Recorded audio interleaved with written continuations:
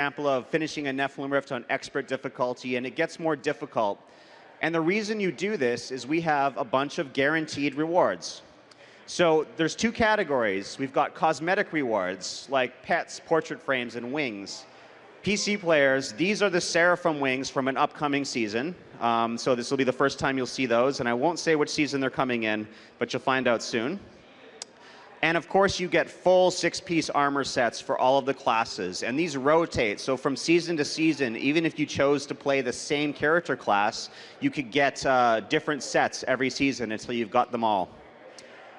All right, so the way the rewards work is as you start finishing chapters, you start getting pieces of these cosmetic rewards and your full 6-piece set. When that happens, it looks like this. And when you go onto your console UI, you have these cosmetic pickers where you can start unlocking these portrait frames and using them. On console, portrait frames have not been very in your face, and so we're bringing them to the forefront, and they're going to be on the screen all the time and appear more often because you can upgrade your portrait frames. Here's an example of choosing a portrait frame and activating it. So this also comes with conquests and leaderboards. So seasons have a competitive aspect. Those of you who like to race against your friends or against players all over the world, you can race in these conquests. And these are very different than the things on the season journey. This particular example is called Speed Racer. And in this, you play the campaign, Acts 1 through 5, but you play it as fast as you can. You ignore as much as you can. You only click where you need to click. You maximize your movement speed. You only kill what you need to kill. It's a completely different challenge from how you normally play the story mode. And you try to be the first person to do that, either, again, within your friends list or on the global leaderboards. So at the end of the season, your character rejoins your main account, and you can take all of the goodies with you and all of your experience. Your Paragon experience, for example, gets rolled into your main account, and if you've got a lot of it, all of your tunes on your main account start pinging up in experience levels, and you can go spend all those points. You can choose what items you want to take with you and those that you want to junk or don't need, and everything, all those rewards, those 6-piece sets, etc., come back. And all of the cosmetics you've unlocked will be usable, of course, by any of your characters. All right, so that is the first feature we're talking about today. Seasons on console are coming in 2017 for PS4 and Xbox One. And I would like to pass this to Wyatt to unveil more new features.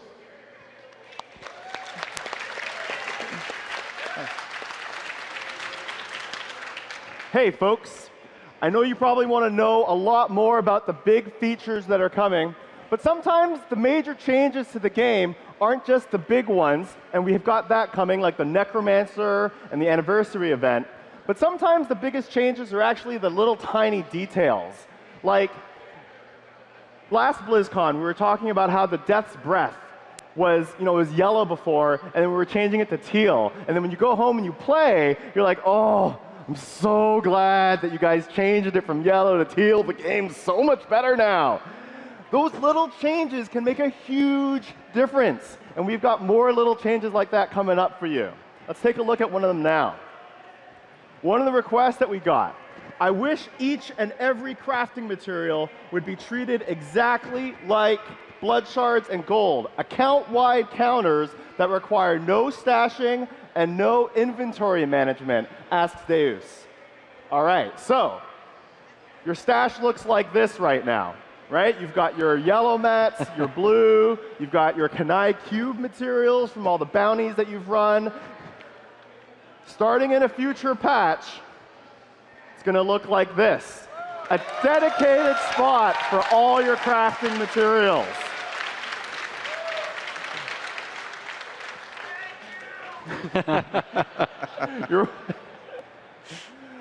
Now, one of the things that's important to us is that the items still feel real and tangible. We've talked about this before. This is why instead of doing auto pickup for a lot of these materials, we instead added vacuum pickup so that you still see the item on the ground, you click, and you pick it up. And we wanted to reinforce that. So although we're having a dedicated storage area for this, we're adding counters with better floating text to come up and tell you what you're picking up with icons embedded right in place. This is going to apply to the gems that you pick up, blood shards, all of these types of things. While we were implementing this, we also had a challenge, but it was also an opportunity. What do we do with Kanai's cube? Well, one of the requests that we often get is if there was just a single button to fill the cube up with all the materials for the recipe.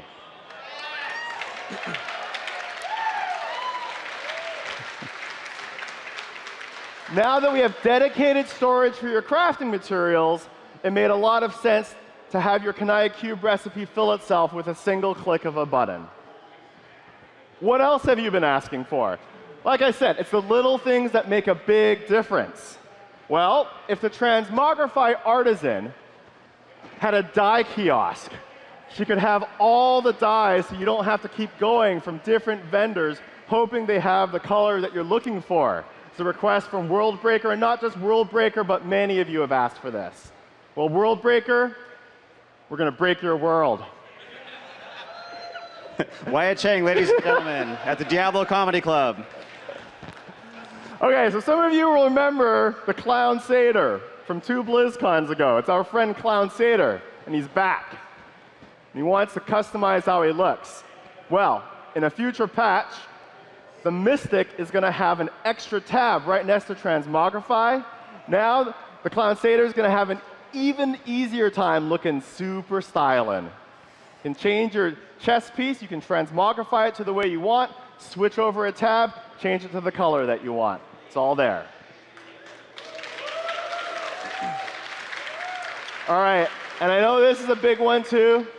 Please allow us to level our legendary gems faster.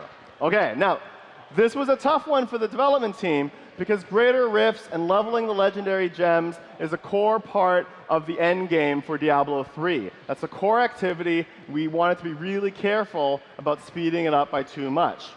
But we had an alternate goal that we were also looking at. In particular, we wanted to find sort of a way to incentivize people to stay alive. Right now, we have softcore, we have the normal game, and we have hardcore. And in hardcore, it almost feels like death has an enormous penalty. But in normal play, it almost feels like death sometimes doesn't matter enough. So what we're doing is starting in a future patch really soon, you're going to get another bonus roll on your legendary gems if you complete the Greater Rift without dying. So it looks like this. You get 3 rolls to upgrade if you complete the Rift, a 4th if you empower the Rift, and if you complete it without dying, a 5th.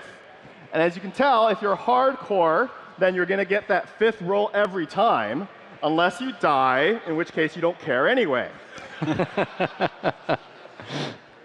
All right. So that's great. Those are some small changes that make a big difference.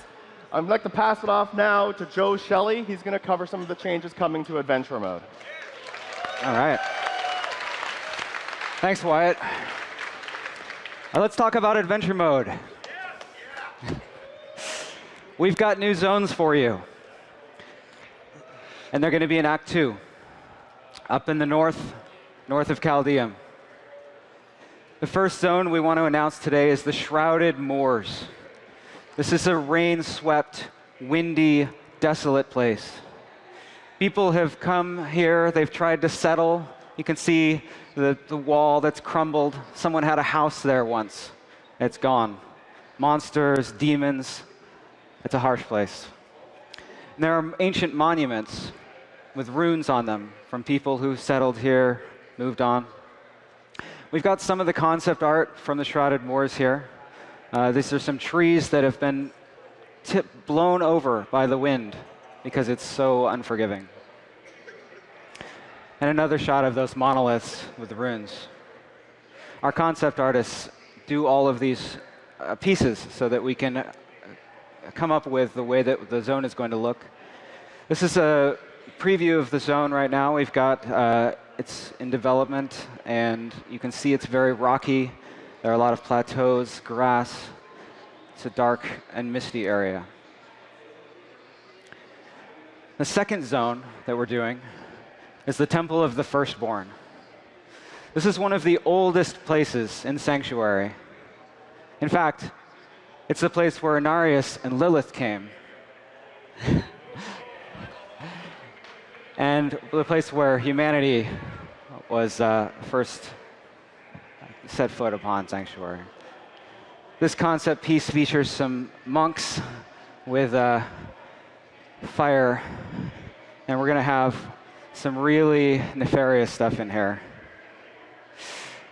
It's got this Lovecraftian vibe, which is very different from many of our other zones. And this zone is deep, deep underground. There's a relief here of a guy who's in the stained glass there having, really, it's not going to be a good day for him, it looks like.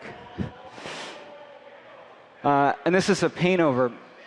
We do these to get an idea of what the zone is going to look like when it's finished, so that we can see in very great detail, and we can plan how are we going to fill it with monsters, what is the light going to look like. Pay attention especially to the darkness and the shadows and the way that the light spills across. It's very high contrast. Now, you may have seen a sneak peek of this zone if you got a chance to play the demo today on the floor, and if you haven't, there's still time.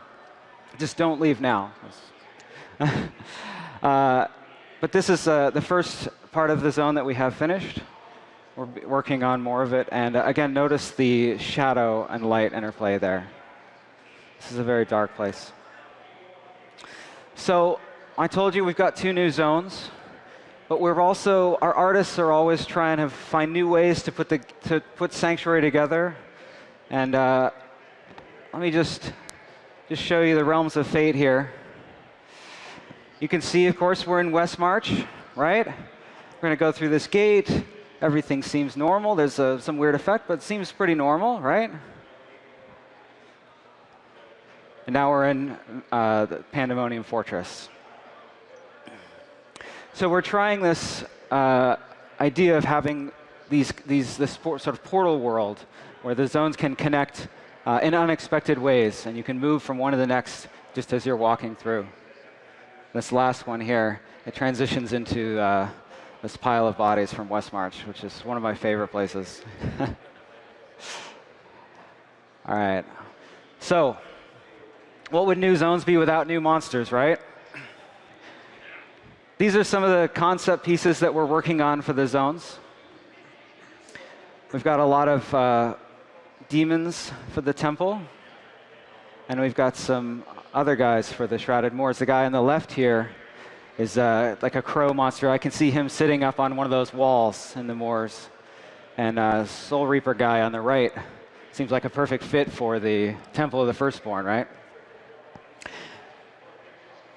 And this one I really wanted to show you guys because it's a great example of how we approach bringing monsters into the world. So, of course, this is a shot from the Temple of the Firstborn. And one of our artists had painted on these little centipedes. And this is to show how the centipedes could crawl down the walls. They could crawl across these chains. How could they emerge and jump out and scare you? Now, those are concept pieces, but we've also got one of the monsters that you'll be fighting modeled out. You can see on the left and the concept on the right. This is the shepherd. And we've actually got him in game. He's very tentacly. He's going to be a ranged caster that's bringing up spirit energy and channeling it at you. You'll see these guys near the bottom of the temple. All right. So those are the zone changes that are coming. But some of you are probably thinking, all right. I love the new zones. New zones are great. New monsters are great. This all sounds great. But what about greater rifts? What do you have for us? Or to put it another way, I do grift. And we have some awesome stuff for you. We have a brand new way to spawn monsters in greater rifts.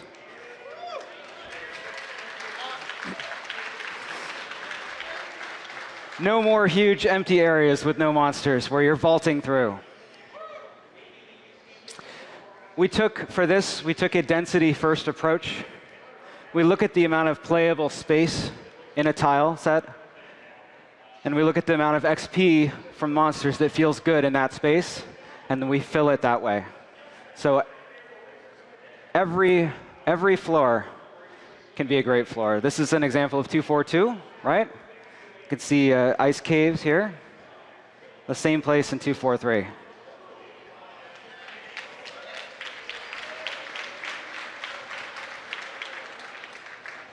So that's great. But we've also changed, we had a rule for greater rifts where when you went down a floor, we tried to keep the tile set the same. Because we felt like, well, it preserves continuity, right? You're in the cathedral, you go down, you're in a cathedral, it makes sense. But what we realized is what's really important in greater rifts is that every time you go down a floor, it has the potential to be awesome, right? It has the potential to be a great floor, awesome, filled with awesome monsters. So that's gone. You'll see new floor every time. There's an equal chance to get a new floor every time. And monster populations can now spawn on any floor. So even floors that had monster populations that maybe your class had more trouble with, you'll be able to see different monster populations now. Also, the size of each floor is more consistent. And finally, entrances are now safe. I have to say, as a demon hunter, I've gone down the floor. There's 3 elite packs. They jump on me. I run back up the floor, go up and down, up and down. That won't happen anymore. OK, so that's great. That's a bunch of great stuff. We've also got, though, let's see, have any of you fought, let's see, Lakuni, you know? They're leaping at you, or maybe the winged assassins, and you're shooting them, but they just somehow, they make it that last step and punch you. Well, now, you can kill them all in midair.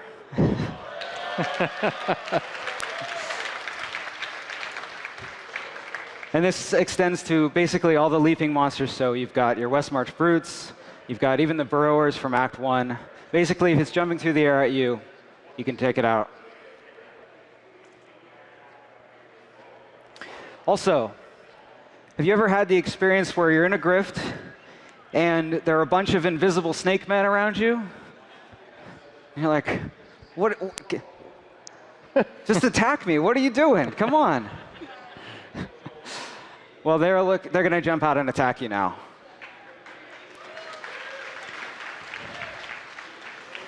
This also applies to burrowing monsters. So, I mean, this is mostly about greater rifts, but you probably had that bounty situation where there's that one rockworm somewhere. You just, where is he? You just wander around. He's going to jump out, and when he does, he's got little floor cracks, so you can see where he's going to pop out.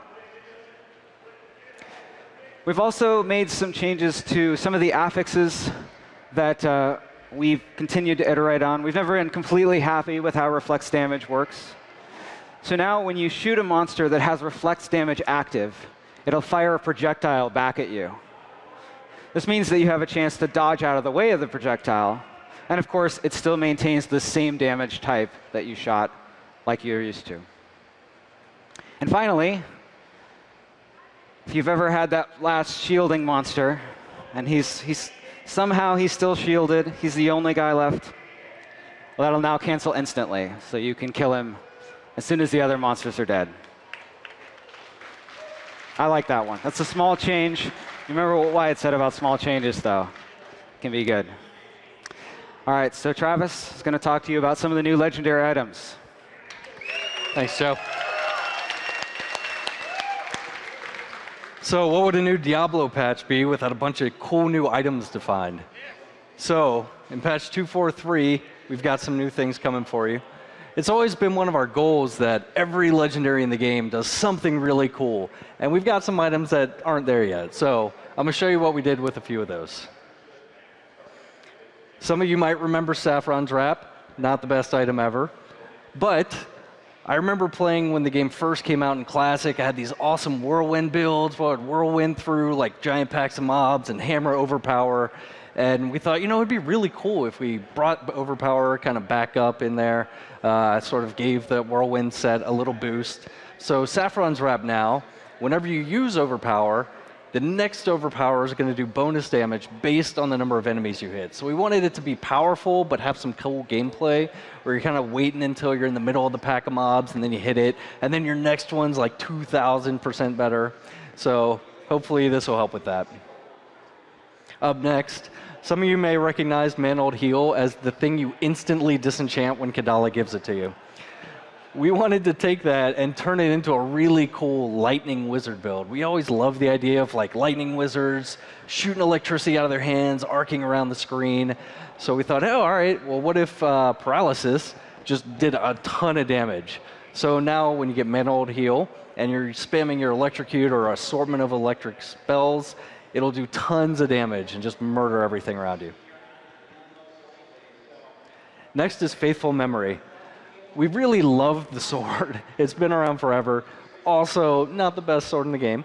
But now, if you get this, anytime you falling sword into the pack of monsters, your hammers are going to do tons of bonus damage. So you want to like aim for really huge densities and then start spamming out hammers and watching everything die. Rabid Strike. The fist weapon that does some poison damage. Okay. We got rid of that because that was lame. Instead, we thought, all right, Epiphany's really cool, and I love when you teleport around, like spending, and it's really awesome. What if we made a clone of you that duplicates everything you do while you're in Epiphany? So now Rabid Strike will make a duplicate of you that's also going to teleport around, mirroring all of the spenders that you use. For Demon Hunters, so grenades, traps, gadgets have always been part of their kit that we really liked, and we wanted to give them something to sort of play that up. So Hellcat Waistguard will now allow your grenades to bounce additional times, up to, I don't remember, 5 extra. I can't remember how high that goes. But each time it bounces, it'll deal more and more bonus damage. So the final bounce will deal up to 800% bonus damage. So you can really get a grenade build going on. You're welcome. Finally, the Barber. So this one, we just wanted to redefine like how people use Spirit Barrage. It's always been kind of this really cool-looking single-target nuke. You're channeling your lasers at people. We thought, all right, that's pretty cool. What if instead you're just charging all of that energy into one guy, and then when you stop channeling it, it explodes. So this will change Spirit Barrage from a single-target nuke to instead a channeled skill that stores up all the damage. And when you stop channeling, it detonates for all of that damage and kills everything around. This one's a ton of fun to play with. So that's what we've got to show for items today. I want to kick it over to Adam Poole, who's going to talk to you about one of our awesome new features, Challenge Rifts. Wow. Hi, BlizzCon. I am so excited to be here. I get a chance to represent the Diablo 3 team and show you guys a new way to play Diablo 3. What I wanted to say real quick about this mode, though, is it's only really possible in a game like Diablo 3 and because of the community. This feature would not exist without you guys, so let's dive in and find out why. So Challenge Rifts, what are these? Challenge Rifts are a race for your fastest time in a greater rift. And I know you're saying that's what I do anyways. So why are these different? The difference is everyone's on a level playing field. Everyone has the same hero, same build, same dungeon layout, same monsters and pylons. So we're all on the same level, and we're seeing how fast we can beat this rift. Now, this is where you guys get involved, because we actually get this build, this layout from you guys, from a greater rift run in the community. And we're also going to be updating this thing frequently because people are running rifts all the time. So there's always some interesting things to see. The other great thing about it is it's going to be on both PC and console. So let's dive into a few more details on Challenge Rifts. So what Challenge Rifts really do is let you discover things that you might not have seen before in Diablo. There's so much rich content. First of all, you're able to jump right into these. There's no barrier for entry. You can just dive in and see what they're like. you really get to see something like, oh, I never played Health Tooth Witch Doctor, or I want to see what a Delcier's Wizard's like. And these things are changing out, and you get to just, what we say is like, you get to test drive some of these builds and see if there's something in there. Maybe you'll see some of those legendaries that Travis was talking about too. It also gives you a chance to optimize. So you get to learn the layout. And this picture right here is actually a Photoshop that a programmer on our team, Ken Lamb, made. And this thing was like gold. So if you can see, though, he marked where the pylons are, where the elites are, and this layout, and you can see where the dead ends are. And this thing is like burned into our memories as we played this internally on the team. It really made an improvement on all of our times. You can also be more effective with the build. So you really get to analyze this puzzle of what skills should I really be using, how should I be using these against elites, and how do I increase my times with this build. And of course, you get to compete. This is a picture of one of our gameplay programmers, Kevin Hassett, and showing his awesome trophy that he got for winning one of the challenges we had internally. We had a lot of fun going back and forth, running over to somebody's desk, like, I beat you by 4 seconds. Can you be better than that? And then suddenly you're just like spending like hours playing this thing, and you got to get back to work. So yeah, you get to compete with your friends on the leaderboards. And for the really dedicated players, which I'm so excited to see, I want to see what the top of those leaderboards really are, and like the really interesting ways that people optimize and discover the little tricks that go along with a build and a layout. And of course, there's going to be rewards. There's a picture of brownies here because, again, internally, we had our producer, Tiffany Watt, had made brownies for people that placed in the top 10 on our team. And they were amazing brownies, and they motivated people a whole lot. But for you, we are definitely going to give you a reward. If you beat the original runner's time, we'll be giving you some bounty bags. We'll be working out the details on the PTR. But we'll make sure that you get to contribute to your main character as you're playing this mode. So I want to show you some quick videos of a challenge rift. This is basically the hub where you get to test out the build. So you can see this is like a Helltooth Angry Chicken build, and just learning what the skills are and how they really work. And then he dives right into the rift. And you can see early on, you're just trying to figure out what these skills are and which ones you should be using, and like, okay, I get a little bit of a speed boost there, and it goes down the the right down here in this path. If you remember from that map, this is a dead end. So you get there and you're like, oh, okay, all right, well, I got to remember that next time. And then he comes back around. So this is the second run where he learns like, oh god, you got to be a chicken like all the time when you're playing this build. So he runs past that dead end and he gets into elite pack and pops that elite pack right away. And then this is painful, but he missed the purple orb, and then he kept going and ran across the speed pylon, which is crazy fast, and you just lose all control. This was so much fun to play for our team. So the other thing I wanted to show you is, of course, it has to have multiplayer. It's Diablo. So everyone gets to dive into that same Rift layout, but they're all using the same build. So we get to learn it together. And that was a fun experience itself, but the really interesting discovery we had was the team strategies that come out of this of like, okay, you run ahead to the next level and you get the pylon, and I'm going to go right. So you can even see like these characters split up, and you go and kill all the monsters, and then like, all right, well, we need to gather back together when the boss comes so we can really take them out. And it was a lot of fun multiplayer. So that is Challenge Rifts. And I'm going to head it back to Kevin Martins for a summary. Thank you, Adam. So we are coming to the end of our formal announcements for BlizzCon. That plus whatever you can make Wyatt trick him into leaking for the future. I want to talk about when all this stuff is coming and how we're going to sort it out. So you probably heard this yesterday, but patch 243 includes the Darkening of Tristram event, and it goes on PTR next week. So if you can't wait to find all the Easter eggs, that's a good time to get in there and help us test it and figure out what's happening beneath that cathedral. But it also includes a bunch of things from today. All those new legendaries Travis showed, the long list of Rift improvements, as well as the bonus roll for legendary gems for adventure mode, and that dies on the Mystics UI. And then over the course of 2017, a bunch of the other stuff starts appearing. And so it'll sort of come on board as it's ready. It's likely going to come out in more than one patch. The Armory feature with all of the 5 loadouts that you have, the Rise of the Necromancer pack, which you should definitely go and play. And you can now see, of course, the Temple of the Firstborn sneak peek at the end of that rift, if you can get there. By the way, who got to play the Necromancer so far? It's not everybody. Booth's right there. Seasons, of course, coming to consoles. Very excited about that. Sorry it took so long. Crafting materials storage UI, which got pretty big applause, I saw. That's great. The new zones, the Shrouded Moors, the Temple of the Firstborn. We'll see what happens with the sneak peek of the stitched together zones in that dream-like land that Joe showed as well. And of course, challenge rifts, where you can make baked goods, challenge your friends, kick their asses, and then eat all those baked goods yourself with our blessing. That's our job.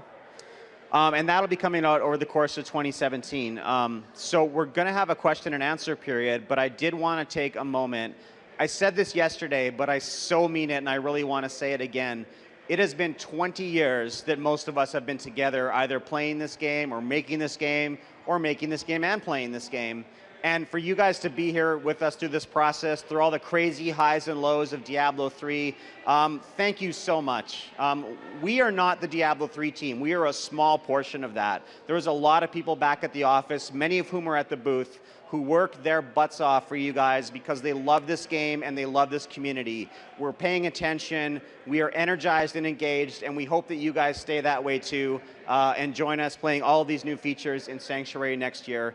Thank you again, and once more, 20 more years.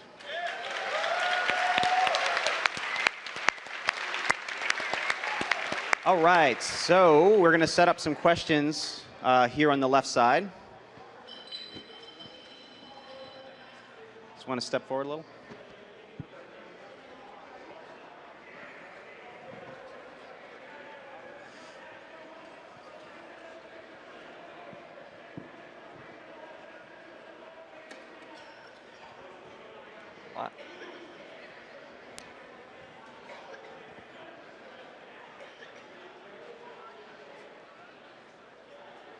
How's it going, guys? I had a quick question. Well, it's more of a request. I love what you guys have done with the end game for Diablo. You guys, everything's fast-paced, speed. You go really, really fast.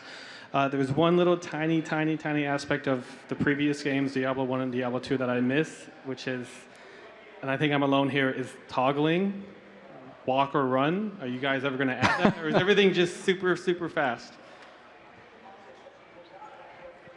No. No, I don't know. I remember toggling walk and run, and it was only because my stamina bar was empty. And then I would just be spamming it like, come on, just refill for God's sake. We've never talked about toggle walk run. I mean, is it because you want to RP walk and look stylish? I guess so. Like I said, I'm alone here. No, everyone loves to go super fast. But you'll walk during the anniversary dungeon. That's pretty awesome. That is true. It definitely has that There you nostalgic go, feel perfect. for sure. Okay, thank you. I totally It's safe to forgot say that. it's not at the absolute top of the list, but thank you for the suggestion.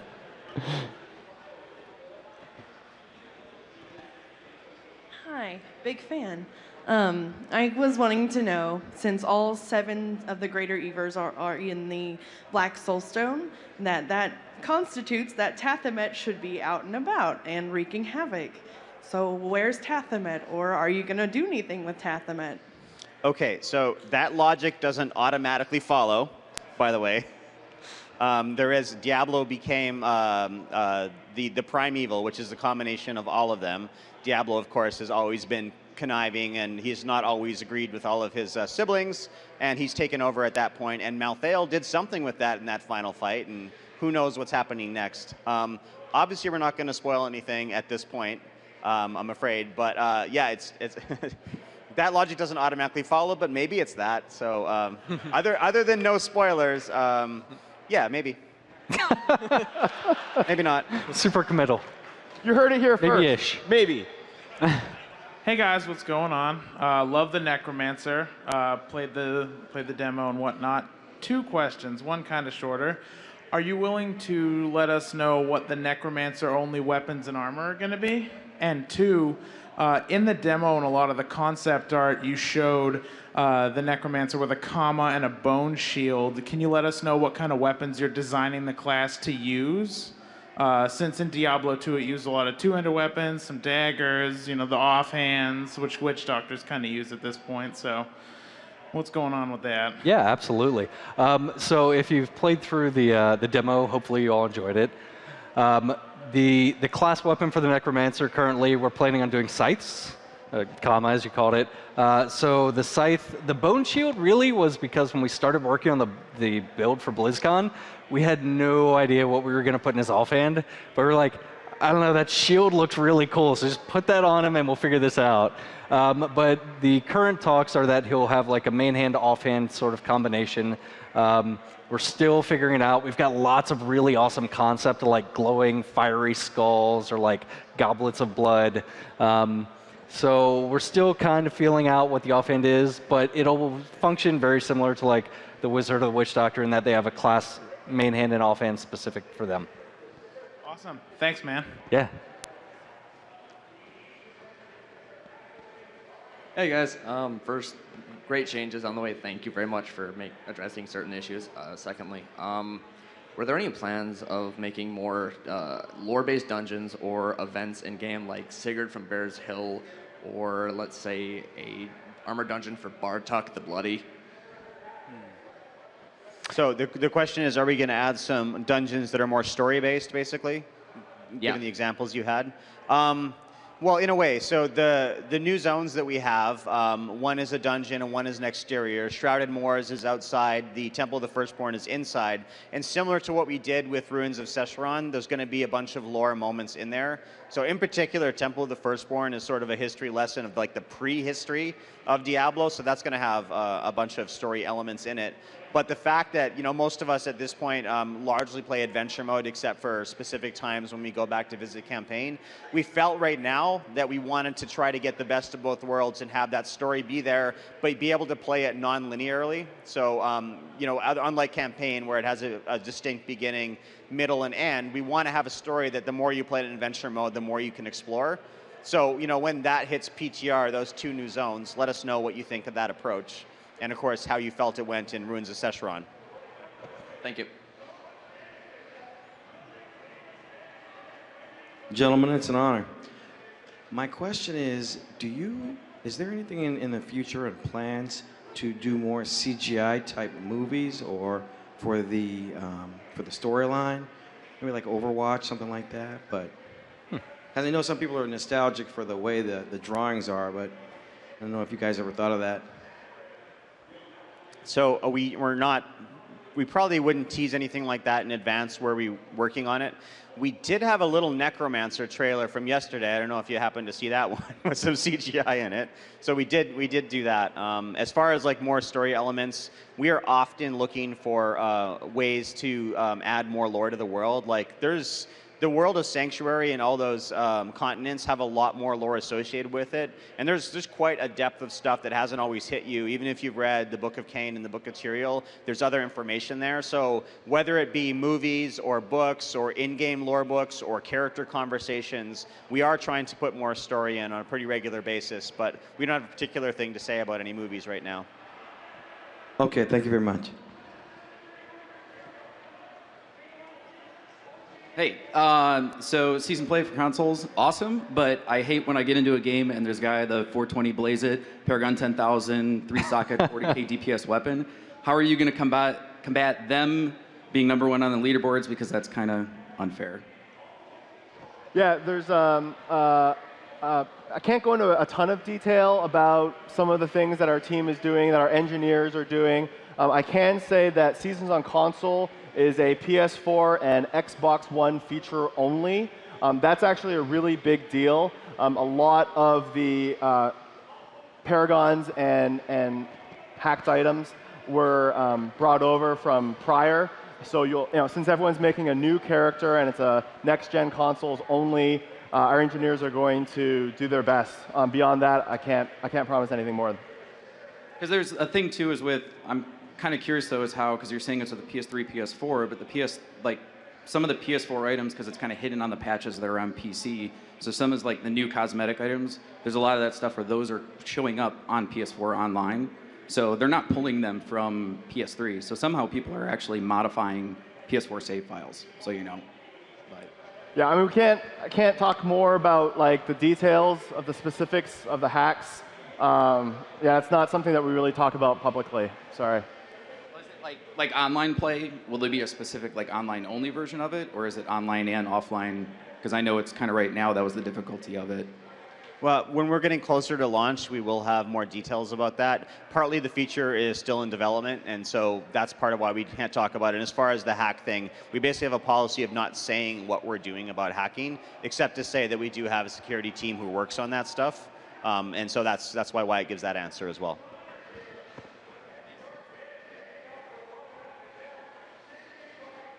On Diablo 1, when you kill Diablo, the loot drops, but you get a cutscene.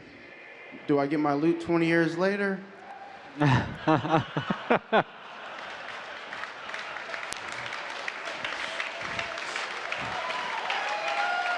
That's, I honestly didn't even remember that, but I don't know. well done. We'll have a meeting about that next week. That's a good question. Yeah, I can't promise 20-year-old loot, but we do have a lot of really cool stuff planned for the anniversary event. Yeah. One of my favorite things, actually, these guys came up with, they're like, oh, we really want to do a legendary gem.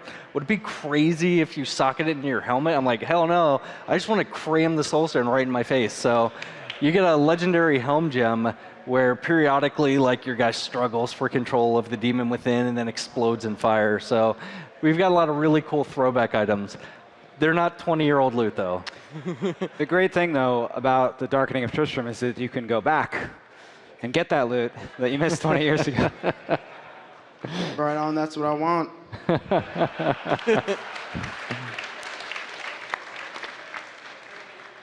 All right.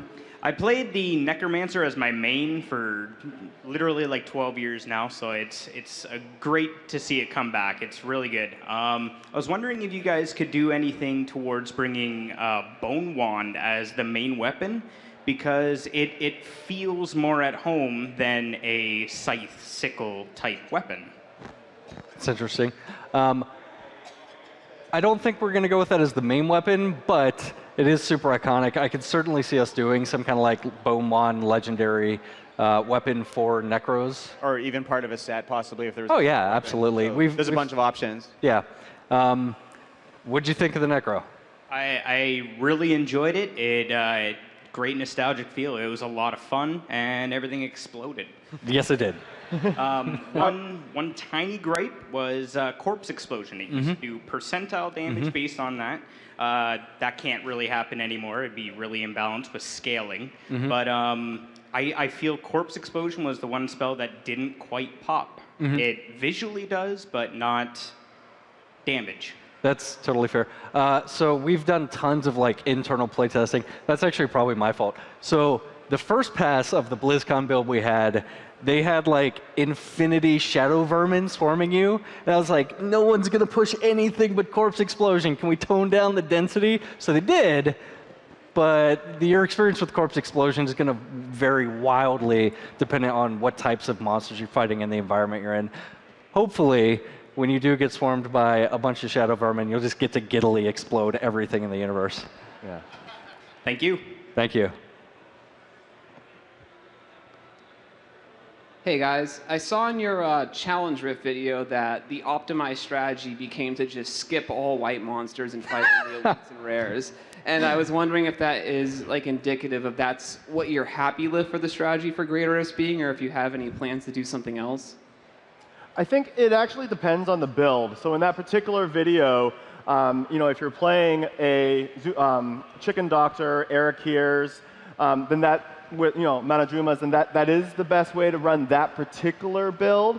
But there's other builds that are focused on killing the non-elite monsters as well. And I think that's one of the really neat things about Challenge Rifts is since it's actually a community-pulled build, the optimal strategy changes based on what it's going to be. I mean, it might be elites in one case, but it might not on another one. Okay, thank you very much.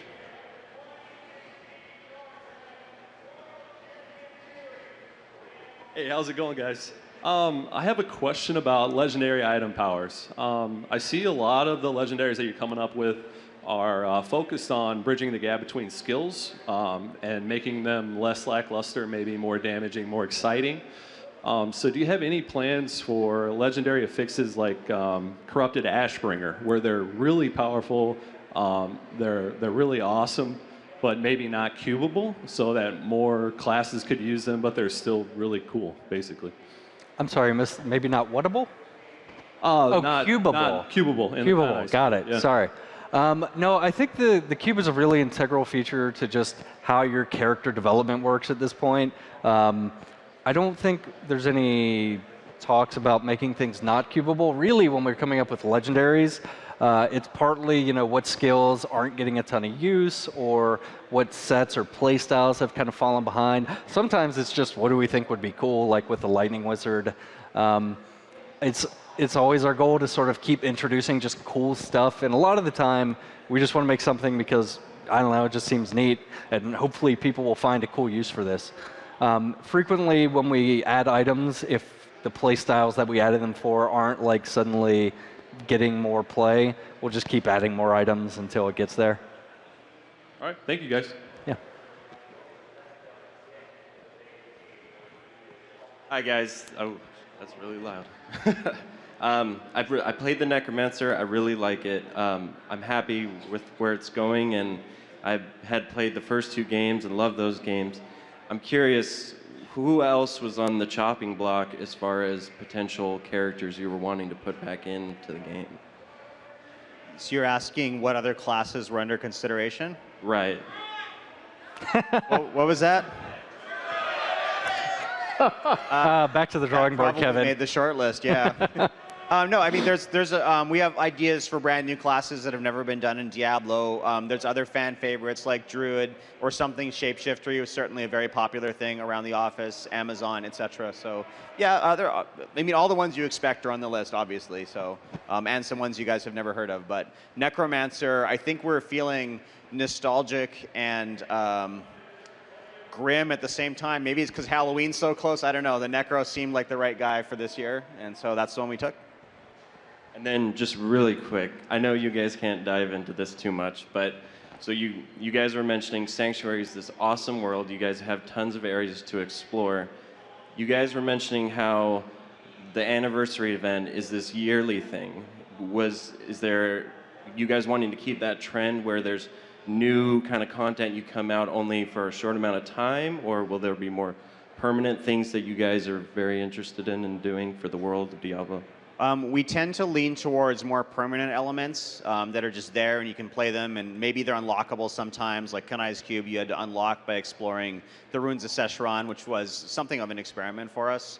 But the anniversary event is our first annual event, and we'll see how that goes. And if we have good ideas that are fun and that it's important that they're not always available. Sorry. Second.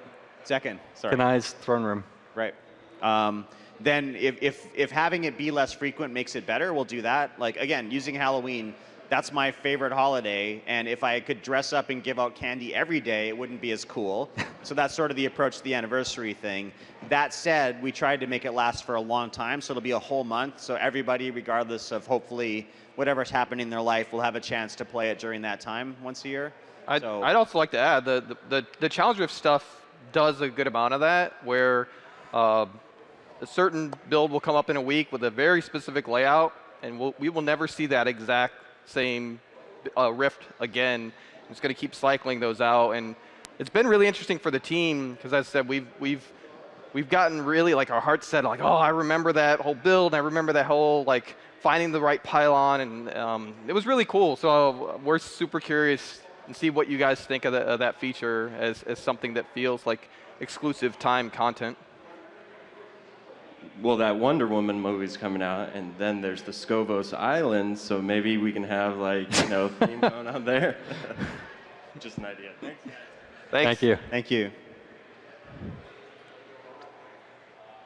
Hi, guys. Every season I love playing my Witch Doctor, and I think all the sets are really cool right now, but with the Gargantuans and the dogs, I find that the AI could be kind of strange sometimes, especially, like, maybe you're pushing high greater rifts, like 80+, and two of your gargantuans want to go and fight trash while you're trying to tank an elite. Do you guys have any plans to improve on the AI of those pets? Maybe make it easier to target certain monsters? You should play the Necro. Joe can talk about AI. Yeah, we do actually look at the AI for class pets. In some ways, they work similar to the AI for monsters, but of course, they're controlled by you, so they have additional restrictions. Yeah, that's something that we go back and look at periodically. So we'll look at it. And one more quick question. With new big patches coming up, when you guys are doing balancing and tuning, are there any plans to change the Legacy of Nightmares set to bring it up to par with the other competitive sets? I don't know if I would say that the Legacy of Nightmares set is behind. I think Legacy of Nightmares is a set that, I mean, it's constantly changing inherently by nature of new legendaries being added to the game. I think there's also always the possibility that there are new undiscovered builds, new interactions to be found. I mean, I think, for example, the Shimizu's Heori with the Fortress Ballista is an interaction that wasn't discovered, the day after Legacy of Nightmares came out. It took a while, and I think we're pretty happy with where Legacy of Nightmares is. I sort of think of it as like a constantly changing fifth set that every class has access to. All right, we are almost out of time. Let's do lightning questions with lightning answers real quick before we have to shut this down. So in the video you had explained just briefly on the armory system, I wanted to know, are the items that were going to be extra sets in the armory system, do they have to stay in our stash or in our inventory, or are they going to be blank, just staying in that armory? The armory doesn't hold anything. Your items are still held in your stash. There's an option to decide whether it goes to your inventory or your stash when you do a swap. All right, one more question, I think. Sorry. Lightning round, lightning round. Yes, no, yes, maybe no. Hi, guys. I really love playing Diablo on PC, and sometimes it hurts my wrists. Are you ever going to support controllers on the PC or Mac? No plans for that. Go, go, go. Hello, first off, thank you for the Necromancer. Very happy about that. Have you guys ever decided about making like a time trial boss fight where you go through like a bunch of the Greater Rift boss and then maybe have like Diablo as a point where you hit him and then you move on and you just go like boss, boss, boss, boss, boss, and you can like raise up the difficulty? Maybe. Yeah, we actually have, that idea has come up. Yeah, interesting idea. Thank you. Thanks. All right, I'm afraid we are out of time. Thank you again so much. I really do hope you enjoy the Necromancer and all these changes next week in the anniversary events. I look forward to seeing a few more of you on the floor, and see you in Sanctuary. Bye. Bye. Thanks, guys. Thank you for attending Diablo 3 Dev Talk and Q&A. Up next, from the arena, the StarCraft II WCS Global Finals.